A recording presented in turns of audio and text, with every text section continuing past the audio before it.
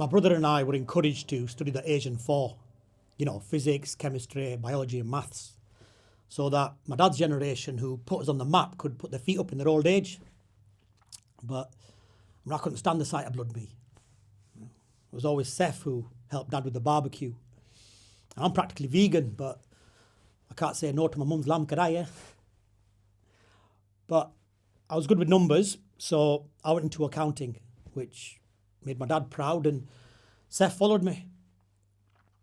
Even our names are anagrams of each other.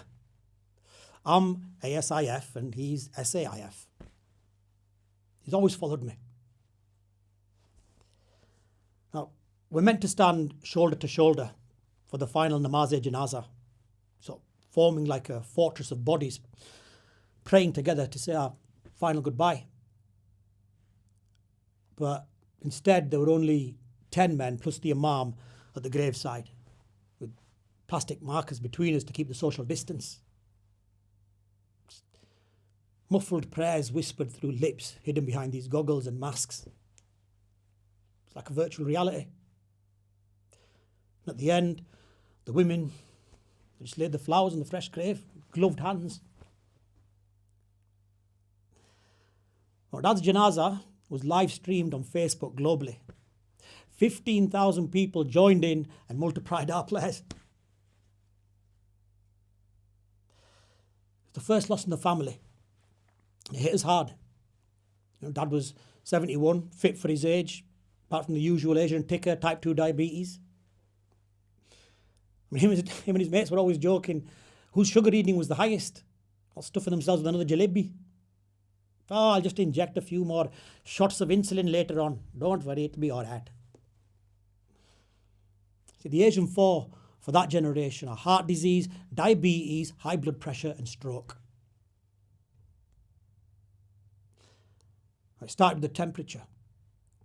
Then his blood pressure fell.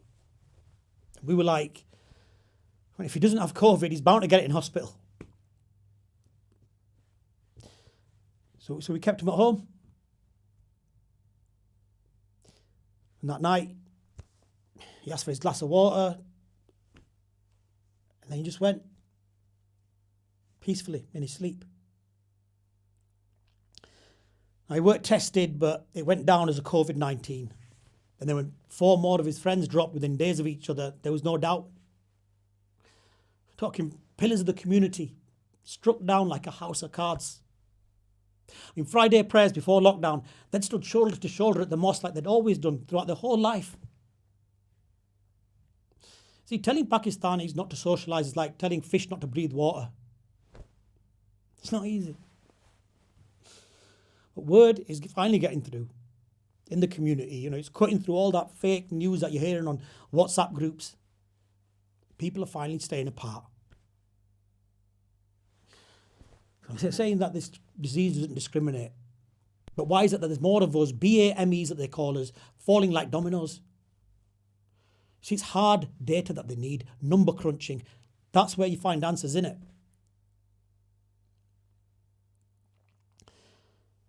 And then Seth started to feel a bit ill. It's tiredness, fever. When the coughing came, it was like the storm broke. His missus called the ambulance. They put him on that CPAP.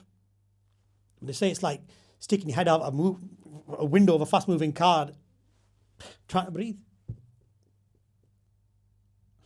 When they tell you not to put your babies on their tummies, but it's the sight of grown men with their beer and biryani bellies lying face down, prone, on those ventilators, I'll never forget.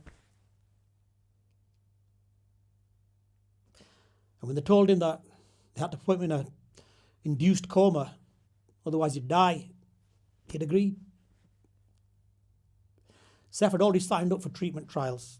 He was randomised to get an extra treatment of either antivirals, steroids, immune drugs, or antibiotics. I wanted to tell him I'd take your place in a flash, lad. As a kid, I made him play cricket with me. Same rules. He would bowl at me for days, and I'd knock him out in 10 minutes. Fair and square, I'd say. Not giving any allowance to the fact that there's 4 years between us. As Seth progressed, every day, baby steps. When they brought him back, it was like a miracle. After Dad, I couldn't have seen my baby brother. We left hospital. Staff clapped him. He had his hair grown back in a ponytail. Face was beaming. Say like you're a medical research hero. He didn't even know he'd been in a coma. I was with Dad, he said. He asked me to take his hand and guide me to where he needed to go. Then apparently Dad told him, my journey ends here, son. You need to turn back. Alhamdulillah, we got him back. He's even donating his blood plasma now, thinking of others as usual.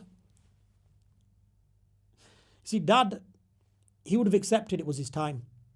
That's what they believed. But there's going to be a reckoning when all this is over. Our community is losing its foundations. Our faith has been tested, but we have trust in our Creator and each other.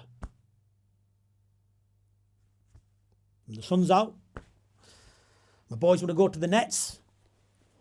The younger one's a bit of a comedian. Could be the next Guz Khan.